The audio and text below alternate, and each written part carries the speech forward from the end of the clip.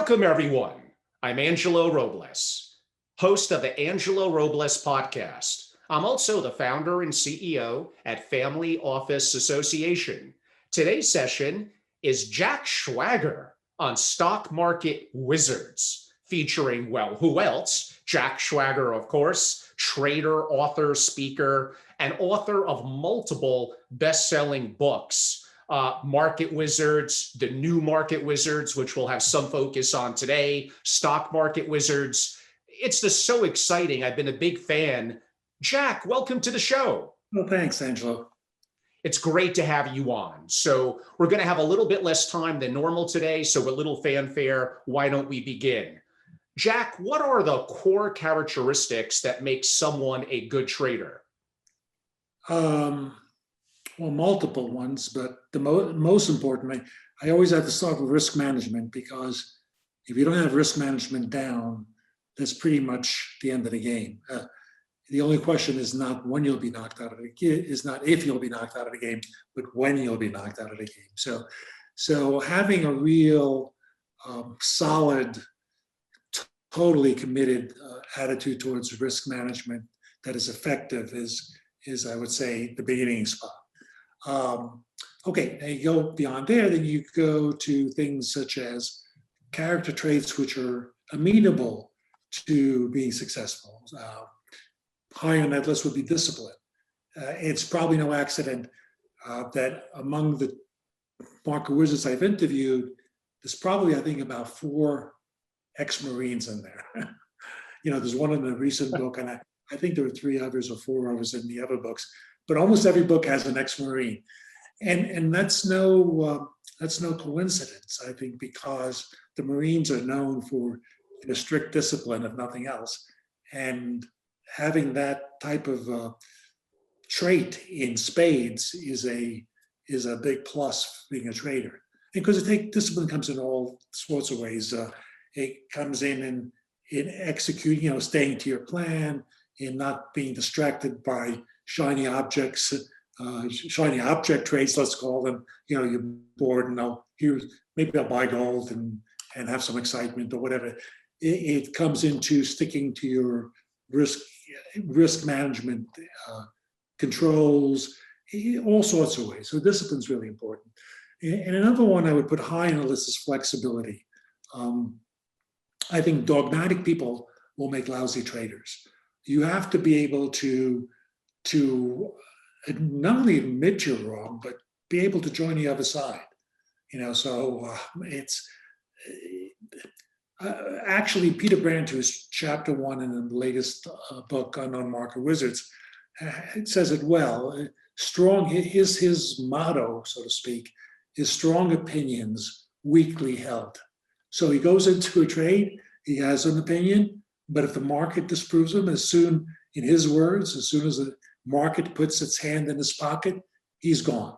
That's where the weakly held comes in. So you don't want to be a strong holder. You don't want to be committed to your opinion. One thing I found actually personally back in the old days when I was a director of futures research and constantly having to give market opinions, and I found it a real handicap that I would have an opinion on market and give it, and then looking at charts or whatever, I was thinking, hey, I think it's going the other way, but being reluctant, but that was an impediment because I was reluctant to change my mind because, hey, I just told everybody to do the opposite, So I think being in a position where you have an inclination to stick to an opinion despite new information coming in is a big negative.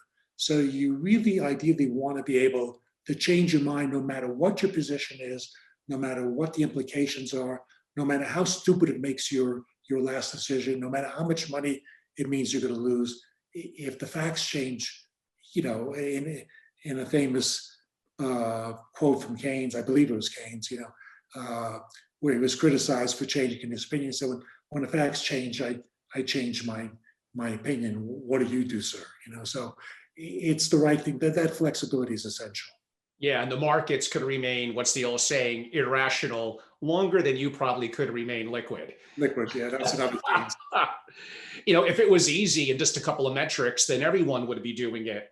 I don't know how to phrase my next question. Let me just blurt it out there. It relates to what you said about managing risk.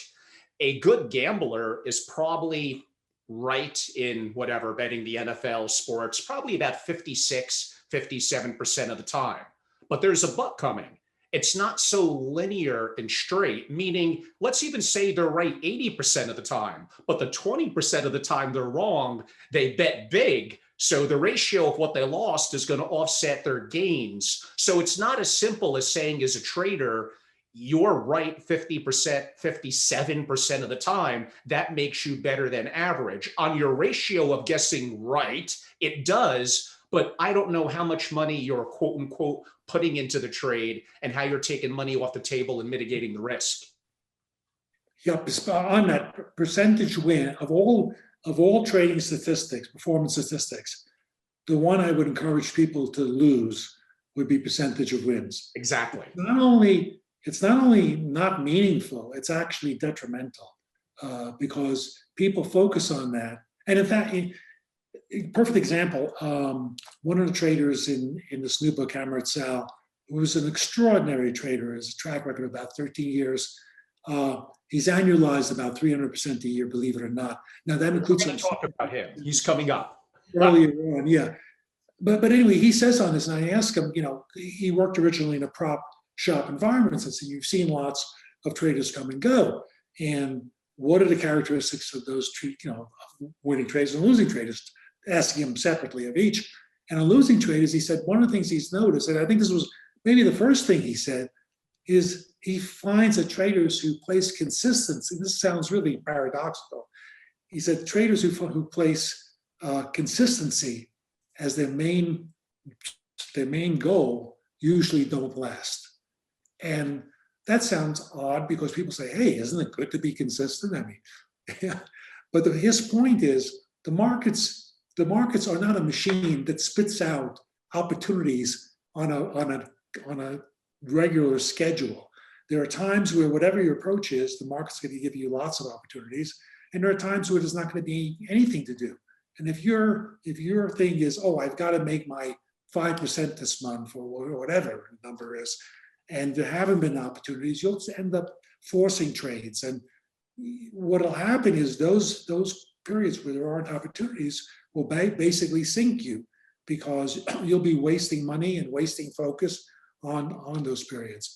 And that goes to the idea of trying to be consistent, to have a certain percentage of winning, to have almost every winning month and so forth. So that could be actually very detrimental. And as you were saying, it's how much you win. The problem with percentage wins, it's only half the equation. So yeah, percentage wins versus percentage losses is important, but it's meaningless unless you attach, as you said, the average amount you win on your winning trades and the average amount you lose on your losing trades. Otherwise, it's like half an equation. It doesn't mean anything. So it's really the combination of the two. And when you combine percentage of wins with the amount that you win on winning trades versus the percentage of losses or what you lose on losing trades, then you're talking in terms of expected gain, or your expected gain on wins versus expected loss on losses. And then you get to meaningful ratios. But the size of your wins and losses are half the equation. The percent is the other half. And to only look at one is really problematic. Although you kind of just answered it, I'm going to slightly reposition because I think this is important to really pound home. And basically, that's rather simply, how do you measure if someone is a good trader? Apparently, it's not like you just said, the ratio of successful trades. That might be part of the picture that you look at, but it probably is among the least important ones. And of course, I know what the true answer is. At the end of the day, it's their results. What do they do now, this year, last year, the year before, the year before, the year before that? But other than that answer, which is the obvious one, what are other things that you would look for in someone, wow, I can measure this person? I basically have two favorite statistics. And, by the way, percent return is usually one. I don't look at percent return by itself because it's not meaningful. It's not meaningful in absence of what risk is being taken. So, to me, looking just at percent return is kind of looking at the price of something without considering the currency denomination. So the denomination of performance, returns, it's denominated in how much risk is taken to get to that. So I pay basically attention to return risk. Now there's lots of return risk measures. I'm not a fan of the Sharpe ratio for the simple reason that the risk metric is indifferent to big losses and big gains. Mm-hmm. And I know plenty of people get upset with a 10% monthly loss. I yet in my life to meet an investor who ever called and said, "What happened? Why did this manager make 10% last month?" Nobody complains about big percentage gains. It's the mathematicians who have defined risk in terms of volatility, which is the way the Sharpe ratio defines it. Why? Because it's measurable and it works nicely. There's a lot of nice mathematical things that come out of it, but it's not the way we as humans think of risk. We don't think of risk in terms of volatility. We think in terms of risk as a loss. So you want a risk measure that is focused on loss, not on volatility. In fact, there are traders that I've interviewed, quite enough. In fact, in this book, there are several traders that fall into this category, and Sal, we mentioned, is one. But here's a guy who will have giant gains, but he never has a giant loss. So that's because he cuts his losses off very quickly, and he's very good at picking these spots where you can make very large gains. Now, the Sharpe ratio, and in fact, he was like extraordinary in terms of how different his Sharpe ratio was versus his Sortino, which is like a loss-based measure. And so, for most traders, the two might be roughly similar, but in his case, his Sortino was like, I don't know, 15 times as high as a Sharpe. So I don't like the Sharpe for that reason. I use two metrics primarily: the Sortino and what I call the gain to pain ratio. I'll do the gain to pain ratio first. The gain to pain ratio is really very simple, and it's a very nice statistic. You can apply it using daily data, which is ideal if you have it, or you can apply it using monthly data or any interim. The implications of the level are different with what time frame you're using. But let me define what it is first. It's simply you take all your, let's say we'll make it simple, we're using monthly returns. Take all your monthly returns, you sum them. You take all your monthly losses and you sum those, just the monthly losses. And you take the ratio of the monthly gain of all the monthly returns to the sum of all the losses only, the absolute value of those losses. And that gives you it's telling you how much loss you experienced to get that amount of gain. So every month that you have a loss shows up. If you have multiple losses, it'll show up. So you're penalized for every time you have a loss. And if you have let's say, for example, if you make 20% per year, and you have within that 20%, you've got, let's say your winning months are 30%, and your losing months all are 10%. So then you have the sum is 20% and your losses are 10. So you have a ratio of 2, which is very good. Yes. In other words, you're making twice as much as the losses you experience. So that is actually anything above 1 is pretty good on the monthly data. If you're using daily data, which is more meaningful, because you can't hide in daily data. In daily data, you can have a monthly data loss of 3%, but inter-month you might have been down 20. That won't show up. If you're using daily data, it all shows up. So on daily data, the measure is more severe. And for that, I would basically say you can divide what I said about the monthly, you can divide by 7. So anything above 0.15, 0.20 is okay, is good. And if you're getting to 0.30, 0.40, it's excellent. So that's my favorite statistic. Then the Sortino ratio, which many people might be familiar with, is like the Sharpe, it has the numerator's return. Denominator, those only using the downside deviations, not any upside deviations. So you're only counting the losses.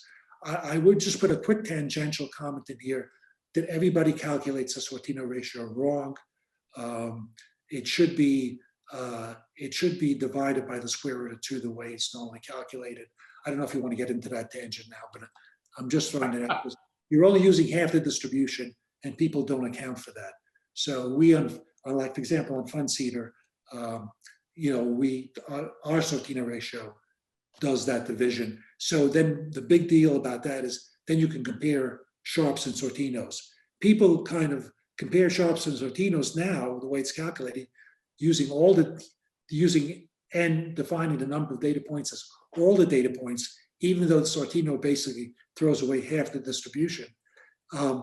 And by doing that, they're getting Sortinos that are almost always higher than Sharps. And that gets misinterpreted saying, oh, his Sortino is higher than his Sharp. That means that he's right skewed. His large gains are bigger than his large losses. No, not necessarily. The way everybody seems to calculate it, it's biased to give you that result.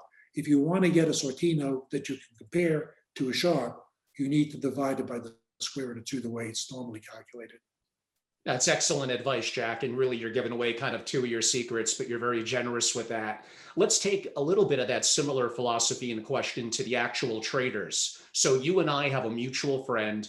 He's incredible. He was on my show last week and has been on other times, and that's Adam Robinson. And you and I would know that Adam has many things that he may look at broadly, but he focuses in on 3 things. Gold divided by silver, 10-year treasury yields. Gold divided I'm forgetting. Yes. Copper divided by gold, I think, is the way he does it, yeah. Do you find that traders a little bit similar to Adam? So he talks about in 1974, a legendary psychologist got like 10 of the best gamblers on horses together and gave them and tested them on 5 bits of information, then 10 bits, then 20 bits. The irony is the more information these pros got, the worse they traded, or the worse they gambled, I guess you could say, on the horses. So information overload. How do you find the best traders? Are they relatively pretty simple and straightforward in terms of the metrics that they look at? Yeah, I guess it varies. But they've, I should back up here. For the most part, the traders that end up being market wizards are discretionary traders. There are some systematic traders, but to get the exceptional track records, I find that basically it's only discretionary traders are able to get those really exceptional track records. Systematic traders, with the exception of brilliant mathematicians like Ed Thorpe, who find inefficiencies, or now he's in his 80s, but when he was managing funds and so forth, I guess he still invests even now, but who find inefficiencies in the market that are intricate, and he exploits them, and that's systematic, but not systematic the way people use it and think about it. So I think if you exclude people like Thorpe or shops like Renaissance, and if you're not defining that as, you're not thinking of that as systematic, but really just the individual trader using some trading system, it's very difficult to get a system that gets tremendously outperforms. So the real outperformance tend to be discretionary. Now, once you get to that, it's kind of difficult to say what complexity is, because it may not. Here's a great example, sort of like Michael Marcus. I'll go back to the first interview in the first Market Wizards book. Now, Michael Marcus was a psychologist by education, a smart guy, but not a mathematically oriented thing. In fact, when he interviewed for Commodities Corp, and and back then in the early days, they were only hiring PhDs in quant or whatever. And they asked, like, well, he was told this by somebody who was in the room. Well, what has he done? Like, what papers has he written? What PhD? And they say he just trades. And it was like a joke. He just trades, but he just trades. He was their best trader ever. Now, Michael, I knew personally.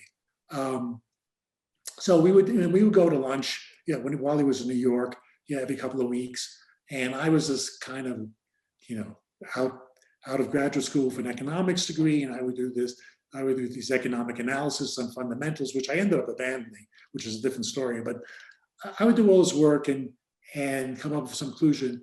And he wouldn't do anything like that. But so I remember there was the cotton market in 1972, I believe, or three. And it was that year cotton had a big bull market. I had done all the analysis of every market where the government loan program didn't impact the price, because otherwise the price just went to the loan price, didn't tell you anything. So I was looking for free markets in cotton. There weren't very many of them. I found one year there was analogous. That was the most bullish year. The price went up to the mid 30s. And I kind of used that as the model for the current year. Now, I knew I should have known better because there were only a handful of markets to go on, so I didn't have sufficient data. So the market was in the mid 20s. I thought it was going up to the mid 30s. And by that point, so I was initially bullish and then got bearish. Now, Michael didn't do any of all this work, but he basically knew, he was the type of guy who you give him 100 things and he just knew which one to focus on. To him, he realized this was the first time in history that the PRC, which China used to be called the PRC, that was the first time in history that they were buying cotton from the US. And he understood that that was bigger than anything. That's all that mattered. So he was wildly bullish. Cotton that year went up to 99 cents, and he got a really large ride on it. So is that complex or not? I mean, he's kind of looking at everything, but he just has a way of latching on to what's important.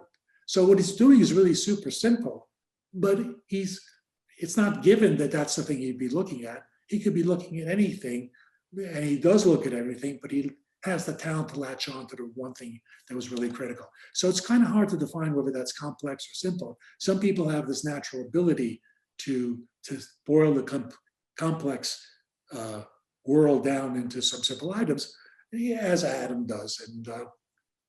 And so I think ultimately that you're quite correct, that the final approach is not super complex. If you're looking at 20 different things, it's kind of hard to say, well, these are bullish, these are bearish. You kind of then get, you then almost get frozen in what to do.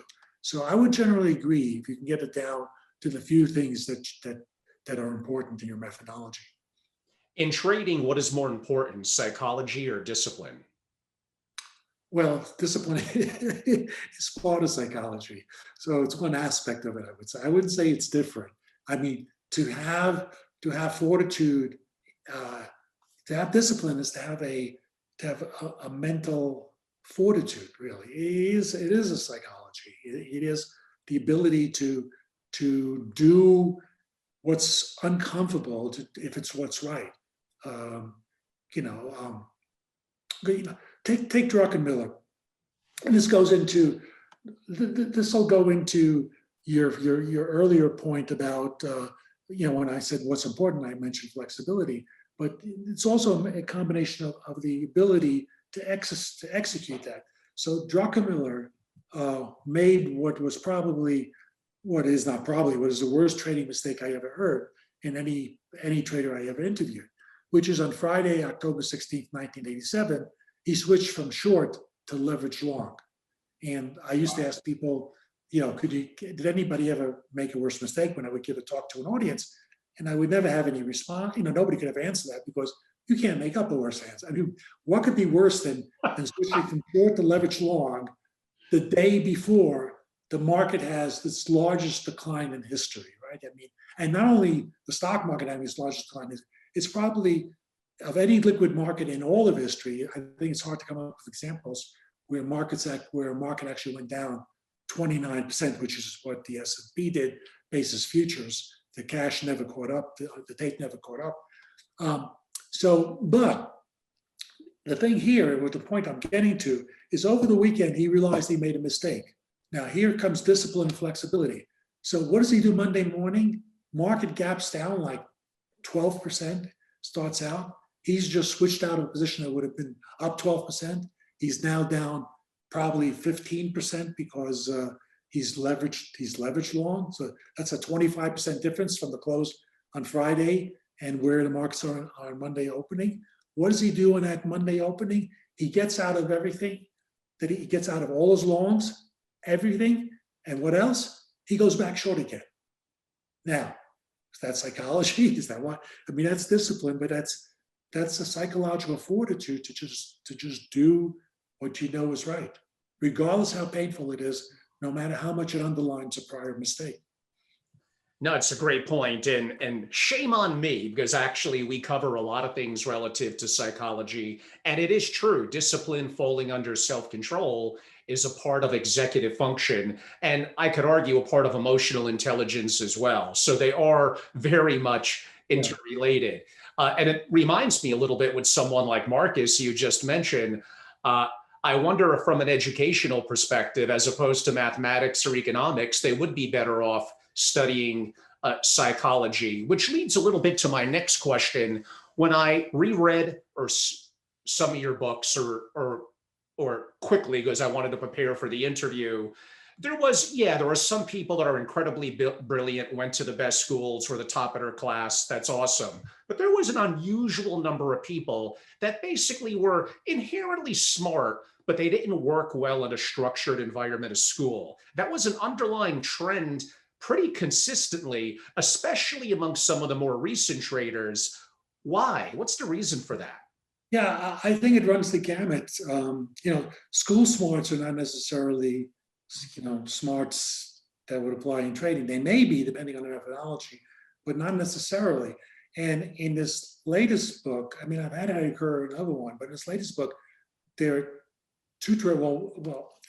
One trader, I mean, I guess maybe the the poster child for this is a trader who he never the culmination of his academic career was high school, and he, by his own admission, did not do well, particularly in economics, and then went on to a career as a bellhop. So I mean, doesn't program, has none of the skills you would associate with being successful as a trader.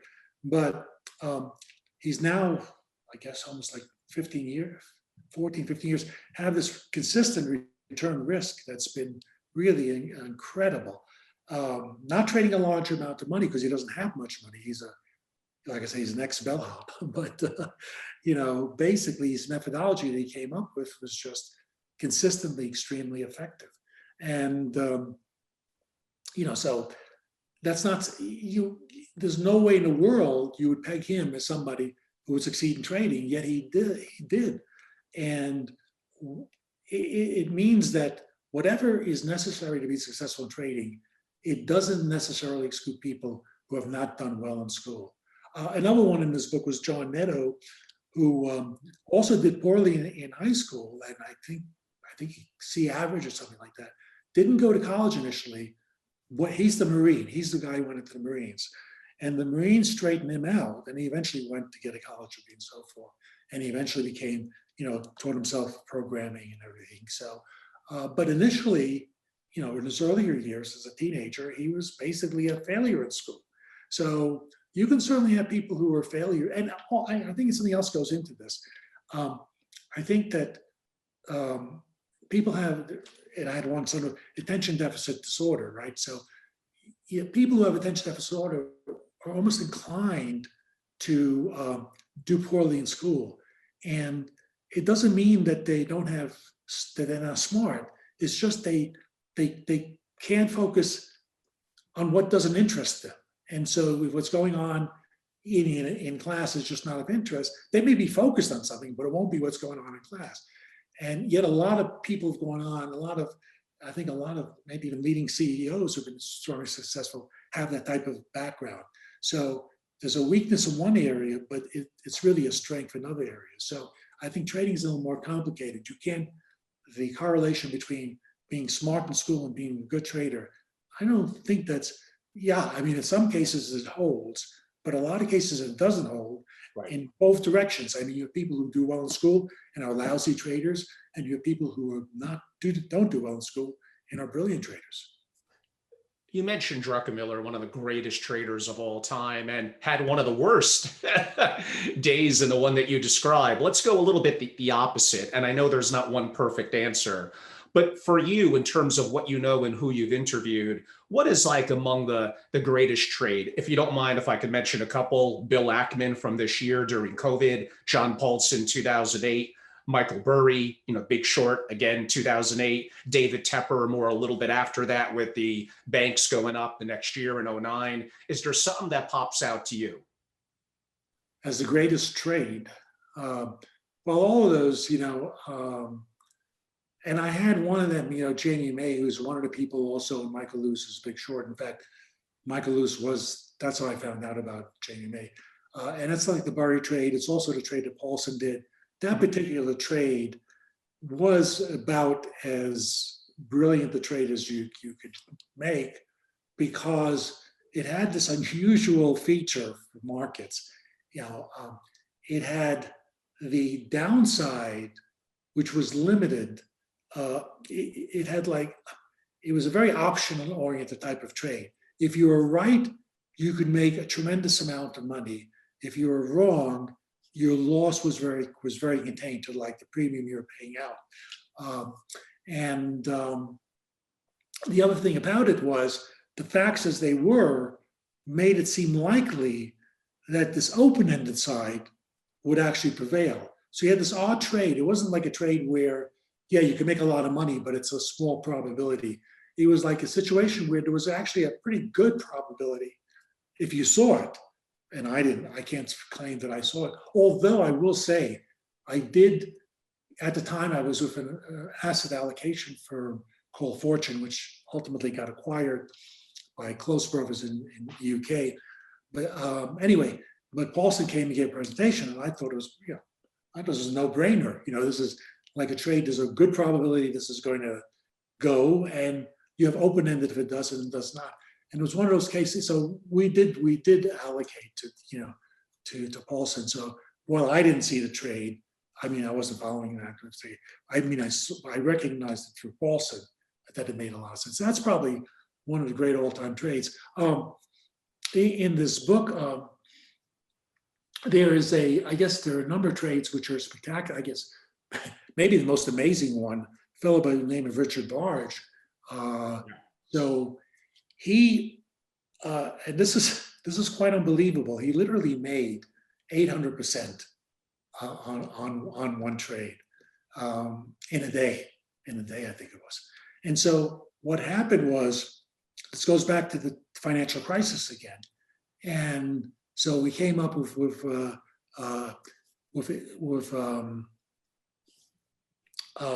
Fed. The initial thing they did when they went to quantitative easing, people think, well, quantitative easing, they started buying longer term bonds. That's not what they actually did.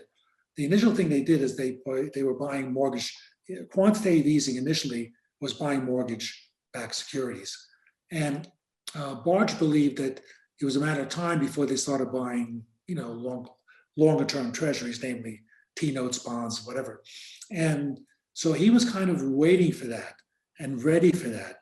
And the instant that it happened, he took an enormous position, which went immediately, like for a very large amount. So that stands out in my mind as one of the great trades, the biggest trades in the quickest amount of time. The other one was Marcus. And this is almost humorous. Marcus was kind of a night owl or something, watching TV, watching the news, CNN or something, at 2 a.m. in the morning or whatever it was in his local time. And there's an announcement, not announcement, but breaking news, real breaking news. The Soviet Union is invading Afghanistan. And so Marcus gets on the phone immediately, calls the Hong Kong gold floor, and starts buying gold, left and right, just buys huge quantities of gold.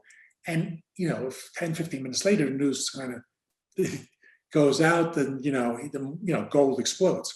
So that was also just by watching TV, he made a fortune on that. At 2 a.m. in the morning. Yeah. And he says, because back then, this was pre-internet days and all that. And he says, he still can't show his place in Hong Kong because so many of the floor brokers got massacred by, because they sold him the gold. Yeah, the opposite end, so to speak. Is there a difference? I guess there is, but your definition between a trader and a so-called long-term investor, like Warren Buffett, using Warren Yeah, as an totally, example. totally. Big difference. Big difference. And I tell people, you don't confuse trading with investing. Okay. Right. So for trading, you should always, always, always know where you're getting out. Have a stop in, a good chance to stop, or have the discipline that you'll know you'll get out at a certain point. But whatever, you should always define what your risk is. You should always know where you're getting out. Now, investing is something that's a true, by the way, an investment has to be defined as an investment before you take the trade. No fair taking a trade and then deciding once you're losing money on it, oh, well, it's really an investment. I'm going to stay for the long term. Something's an investment. You're thinking in terms of, I'm going to hold this for the long term because I believe that this is just a longer term trade. And in a trade like that, you just don't have this. You don't have a stop. You have a strong conviction that this is a market or a sector that will appreciate over time. It's undervalued. You're buying it at a good price, whatever. I mean, if the facts change, then that's different. But assuming the facts don't change, you don't have a stop. And so I think the approach is quite, and Buffett, of course, falls into Buffett doesn't have risk management on his trades. He buys things where he thinks he has really good value, and it's only a matter of time before they appreciate. Now, does he make mistakes? Sure, occasionally, but they're swamped by all the times that he's right. Again, it's an investment mentality. He's buying something at very, very good value that he's happy to hold regardless of what the market is doing. And that's different. And trading is really a matter of probabilities. You're doing things that you think will work, and you're looking to make a certain amount, and you're risking presumably a smaller amount, and that's all defined, and that's part of the process. So I think there really is a very big difference between the two. And Jack, I want to be mindful of our time. I'm going to ask you a series of what I call lightning round questions. And then I do want to wrap up asking about one or two of the traders. You already mentioned actually both of them, but we'll get maybe a story about each. So lightning round, are cryptocurrencies like Bitcoin and Ether now legitimate trading vehicles that you're starting to see among traders? Well, you're seeing certainly legitimate traders trading them. And one of the traders in the book who did trade, he made the point, and this is not in the book, this is, I do have contact with him, but his point was that once PayPal started using, on Bitcoin, that was a big deal. And he was right. He tends to be right on this so often, but he was right again, and Bitcoin exploded. Now, I personally don't know, Bitcoin and crypto is one of these areas where I'm an old-fashioned guy, I don't really know. My initial inclination was that it would be above, it would be above or whatever. But although I always had the proviso because it provides anonymity, and you had a black market, that was a rationale where it could work. But it's an area where I am just out of my line of expertise, and I just don't know. So I'm watching from the sidelines. Although I find it interesting that iconic traders who are older, Paul Tudor Jones, Druckenmiller, even people that worked under Stan, like Dan Tapiero and others, are, they seem to, they really immerse themselves into understanding it. But you're correct. If you don't form a thesis and you don't know what to measure or what to track, then it's not going to be your bailiwick, so to speak. But I did promise to keep it lightning round. Next one. Why are quant funds like Renaissance horrifically underperforming last year? Is the day in the sun over for quant funds? No, because I'm sure you're talking about the quant fund that's open for investors. Now, I don't know how they're private funded, but I'm sure they're just fine. Now, Renaissance basically is a brilliant operator. They operate, and I don't know, I've never interviewed Simons. I couldn't get him to interview, but even if I did, he wouldn't have told me anything. But from what I know about those type of firms, is what they do is they're looking at tens of thousands of securities, the underlying securities, various derivatives, all the interrelationships. They've got scores and scores, if not hundreds of maybe systems to extract, slight inefficiencies out of the market. And it's just like they're trying to be a financial casino, okay, through mathematical power. And that's what their basic strategy is. Now, that is not, you can't do that in unlimited size. So if they would open up to the public, which they did, they had like a fund for stocks or whatever, the strategies are not the same. They're not these type of strategies. And they're more prone, they can have larger losses. So I think and I'm going by what you're telling me, but I would say right off the bat, I'm sure it's the investor stock-oriented fund that had the loss, and that their own, and I would bet again that their own quant fund, which trades for these mathematical inefficiencies, he probably did well. And Jack, what advantages do humans have over algorithmic trading? I guess the algorithmic traders don't have intuition yet, or instinct, or whatever. I think some traders just have a natural, almost you can't even verbalize exactly what it is. It was like the thing I told you with Michael, where he looks at 100 things and he decides, PRC buying cotton. It was that instance that year, one time, but he has that type of ability. Now you can't really program that, so there are certain things, and there's another interesting thing, and I don't know if Adam, if you got into his analogy with chess, he has some brilliant analogies about chess and AI, and it's worth it. So I mean, he made that point about how powerful AI has gotten. It not only beats the masters, but then when he gave this example of, they made a program where it stopped using just human games, but what it's started playing itself and became way more powerful. Much better. Yeah. And it's actually a scary analogy because, I don't know if he mentioned it, but he made the point that he calls it alien chess. But there would be games where it would do crazy things like move the king into the middle of the board, which you would never do. No human player ever, even not, it's like a novice would learn, you don't never do. So, and here is a program that would beat them, the best human player, time after time again, doing something that seemed like, simple. It's just ridiculous.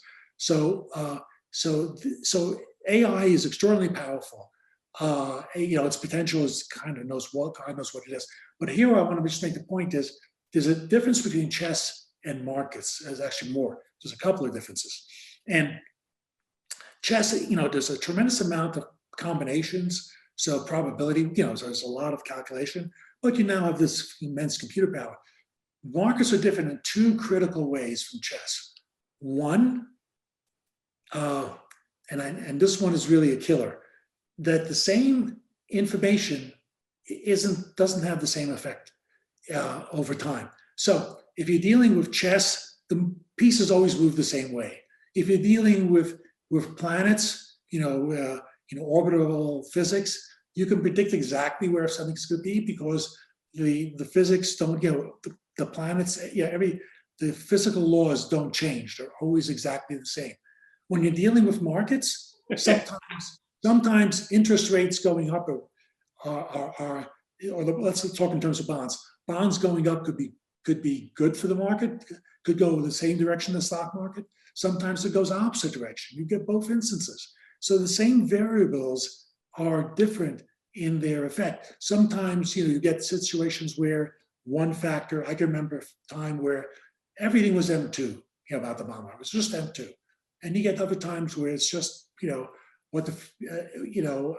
something else. It's so what affects the market is always changing, and the particular inputs are changing in their influence, not only in magnitude, but the killer is even in direction. So it's vastly more complex because of that, because you can't necessarily predict how these different factors are going to, they change, but predicting those changes is probably very much more complex. And the other thing is there's just a lot more factors. You have all the world governments, you have all the different economics in each country, you have human psychology. There's a killer, human psychology. That's the most difficult thing to deal with. Which is why the game of poker, although not a perfect analogy to investing, is much more appropriate as an analogy comparative to chess. You have incomplete information, must make decisions, and there's some level of luck involved. Yes, poker, I would say, is more similar, and as an analogy. But getting back to the basic problem, so AI has tremendous power, but does it mean that human traders become obsolete? I wouldn't say never, never, especially given the pace of technology right now. But I would say it's actually not as close as people worry about because of those complexities, those much greater complexities of markets that I talked about. And in his latest book, This Undiscovered Market Wizards, here we have like these individuals who've had extraordinary success in the last 10, 20 years. And this has been a period where we've had tremendous quantification of the markets, and we do have tremendous computer power, and yet they're able to do well. So it says, at least as of now, the computers haven't ruled out human success. Which relates to my next question. So part of the challenge that family offices have is by the time they're ready to invest with, let's say, a hedge fund, with an active trader, some of the icons that you mentioned, if you invested with them relatively earlier on, you were in for a great ride. But then they get bigger, they develop even more and more risk management, they get more and more employees, they get more institutions as investors, especially pensions that tend to be conservative, want less volatility. And they also may have too much money, depends on the strategy. And too much money, I use that word loosely, but you know what I mean. And then I could argue maybe too many months in the summer in the Hamptons.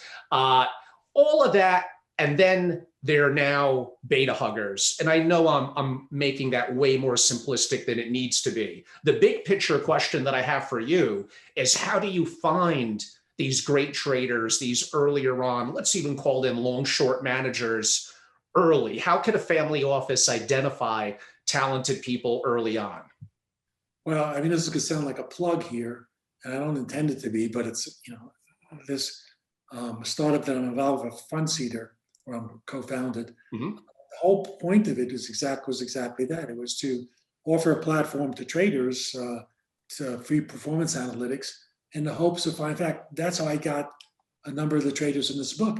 They said signed up for Fund Seeder, and so that's my practice. And it wasn't my idea. I don't want to take credit for the concept. The concept, my partner came up with the concept, but Emmanuel Bellari. But the idea that you, through the web, attract traders globally, and traders, not people who are managing money already, but just traders all over the world. And within that group, you don't have to find a large percent. Even 1% is, but I'm talking about even a fraction of 1% would still be a lot of trading talent. So the concept is that worldwide, there are so many millions of traders that if you were able to tap into them, even a very tiny percentage of a fraction of 1% would give you lots of trading talent. So that's doing it through the web. Is, I guess, the modern answer, and that's my that's what I think is the most effective way of doing it. Other than that, it's just a matter of networking. Yeah, I mean, we've tried before in my family office association meetings, have families talk about, if they're active allocators, do they consider building internal teams, effectively traders? And the family offices that have tried it, hasn't been too many that I'm aware of. It generally doesn't work. And I don't know if there's not enough of a camaraderie among fellow traders. The environment feels like it's too much mitigating risk, although I understand it has to be from the trading perspective. It's not something that has really ever taken off. It's probably better for them to source managers, organizations like yours or other methods, and give them their freedom and their flexibility as opposed to trying to bring them internal. That being said, everyone wants to try to be the next commodities corporation, and there was really only one of those. More of an investing question than trading, but I want you to twist it around a little bit. I read something recently about Howard Marks. So talk about kind of a Warren Buffett-like value investor. And he's such a great writer. His latest investment memo said his son has a much more better record kind of internally, probably in the Marx family office, on things you would probably expect, like Tesla. I'm taking a guess here, maybe Bitcoin.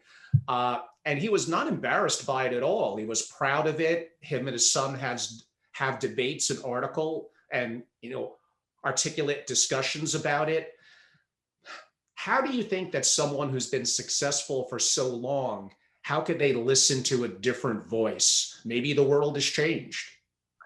Well, I basically, don't advise listening to a different voice, because people who are successful in trading is because they're following their own voice. And even if somebody is much better than you, if you try to do what they're doing, it's just going to end up badly in most cases. At least that's been my experience. So I think if you've got whatever methodology that's working, you stay with it. Because if you try to copy somebody else's, it's just not, you won't have the confidence to stay with it. You'll get out at the wrong time, whatever. It just, usually my experience is it's not a good idea. And Jack, I believe it's my last question. In reading your recent book, you were kind enough to send to me, it was great. There was one person, you did mention him earlier, that stood out, and that was Emrit Saul. I want to spell his name. I'm probably pronouncing it wrong. Amrit, last name Sall. Tell us a little bit about him. So basically,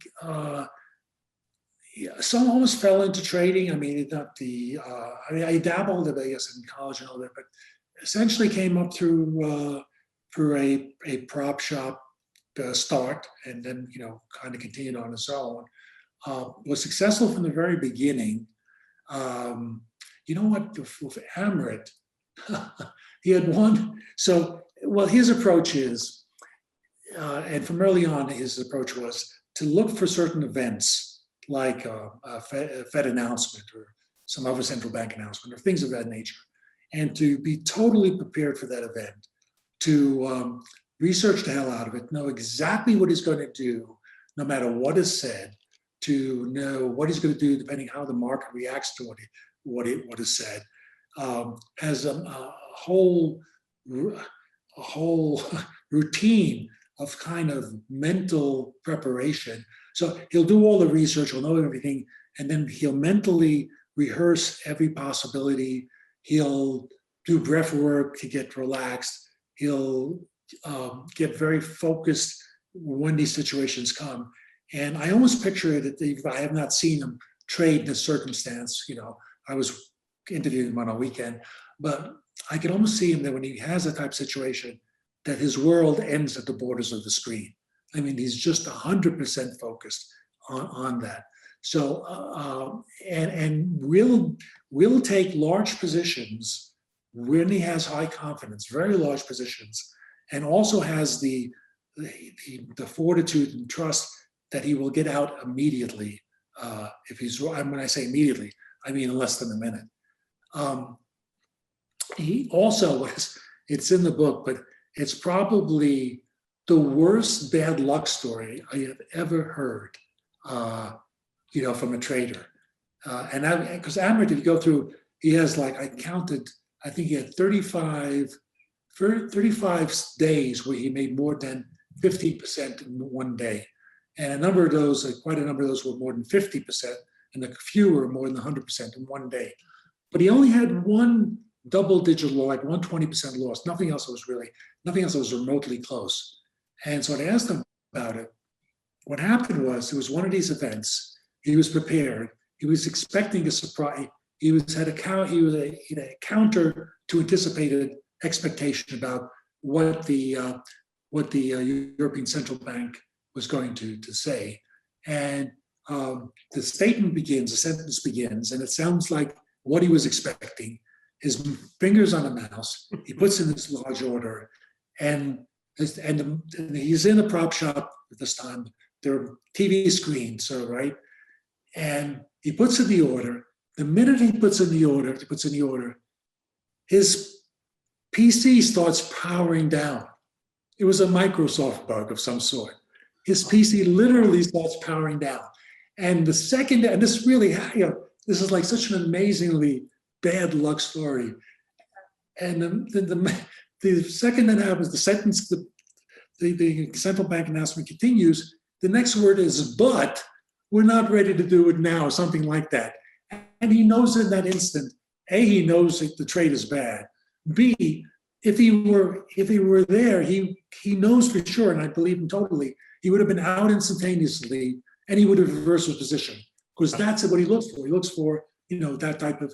So not only is he start, and so he starts screaming. My computer went down. Like the risk manager comes over, takes it. But in that minute or two that he gets to the risk manager's desk, gets out of position, he loses 20%. But that, so that's what I kind of think of, because that story is just so. It's such a bad luck story. But other than that, he's just one of these traders who has lots and lots of really large gains. He never took a large loss. Is being a great trader learned or inherent birth and skill? I think both to some extent. I think a lot of it's, there are people who are born to be traders. I mean, there are people who are born to be musicians, there are people who are born to be athletes. I think there are people who are born to be traders. Michael Marcus is, who I spoke about, as a perfect example. He just had this natural instinct to do the right thing. But beyond that, of course, it's learned too. I mean, you learn somewhat from others, but I think you learn a lot from your own trading through your own mistakes and so forth. So I think it's a combination of the two. Well, you've been very kind with your time, Jack. And again, I recommend everyone be familiar with the Market Wizards series, the books by Jack. They are amazing. And his latest, Unknown Market Wizards, kind of the best traders that you never heard of. It was a great book. And Jack, for those that are qualified purchasers, family office allocators that want to learn more how to interact with you and your company, is there a website or a way that they could connect? For the company, it's, the website is fundseeder.com. Yeah, and you can send inquiries. Through there. I believe when you log on, there'll be an investor side and a trader side. And the investor side, we haven't done anything. We're actually at this very moment, we're in contract.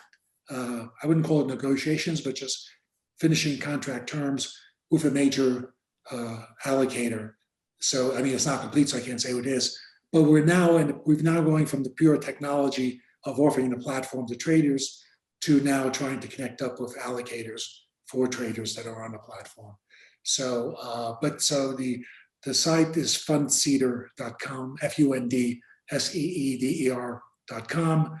And if people want to reach me directly by email, it's jschwager@fundseeder.com. I guess that's the best way to do it. Yeah, it's been fantastic. Jack, I have to do a little bit of a close. Takes about 90 seconds.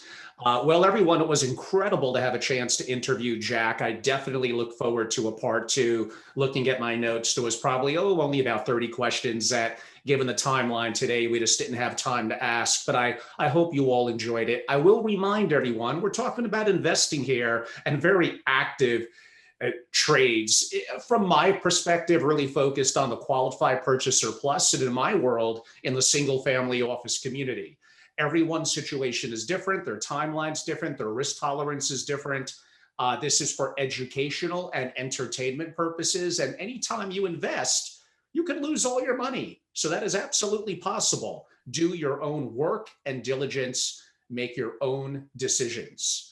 Everyone, I'm Angelo Robles. I'm the host of the Angelo Robles podcast and the founder and CEO at Family Office Association, a global membership organization dedicated primarily to the interest of single family offices. Check out our website at familyofficeassociation.com, and you may want to consider joining. It's all easy from our website. We are incredibly active on unique proprietary content, host hundreds of digital programs annually, hopefully later this year, and likely some level of more physical face-to-face events, which we were renowned for a number of years, and other value-added peer-to-peer connectivity, mastermind groups where our families get together and share ideas. So lots of benefits people get from being a member. And I would recommend on social media, where we're very active, specifically YouTube. We're simply Family Office on YouTube, and a fair amount of our more public stuff, for obvious reasons, public stuff does make it up on our YouTube platform. On that note, I'm Angelo Robles. My direct email is angelo@familyofficeassociation.com. Jack, again, thank you so much. Thank you very much.